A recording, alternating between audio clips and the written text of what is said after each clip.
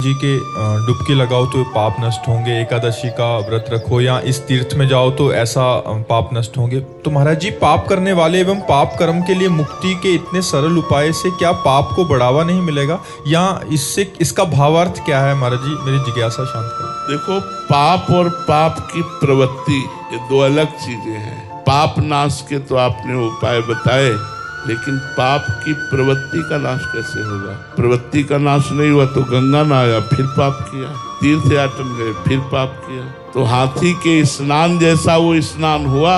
हाथी स्नान किया, धूल भर के सूंड से फिर ऊपर डाल लिया, तो क्या स्नान किया? तो जब तक पाप की प्रवृत्ति का नाश नहीं होगा तब तक बात नहीं बनेगी। मुद मंगलमय संत समाजू, जो जग जंगम तीर्थ राजू। अगर संतों का अवगाहन कर लिया जाए तो करोड़ों बार गंगा स्नान का फल एक बार संत समागम है। क्यों?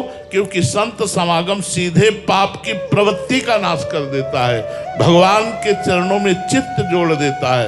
इन तीर्थों का, इन पवित्र नदियों का स्नान करने का फल है भगवान से प्रेम हो जाना। यदि भगवान से प्रेम ना हुआ तो फिर वही पाप प्रवृत्तियां होती रहेंगी, तो लाभ क्या मिला हमें? तो ये पाप बढ़ावे के लिए नहीं है, औषधि रोग बढ़ावे के लिए नहीं है, रोग का नाश करने के लिए है। गंगा जी आपकी बुद्धि को पवित्र करेंगी, गंगा जी आपको साधु समागम दिलाएंगी, साधु समागम आपको भगवान की रति प्रदान करेगा। भगवान की रति से पाप की प्रवृत्ति का नाश हो जाएगा, जन्म जन्म के पाप नष्ट हो जाएंगे। सन्मुख होए जीव मोहि जबहि, जन्म कोट यज्ञ नाशो तबहि।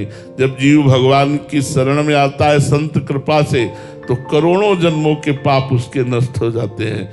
इसलिए संत समागम सर्वोपरि है। संत समागम करो, अपनी बुद्धि को पाप की प्रवृत्ति से हटाओ, फिर गंगा स्नान करो तो आनंद प्राप्त होगा।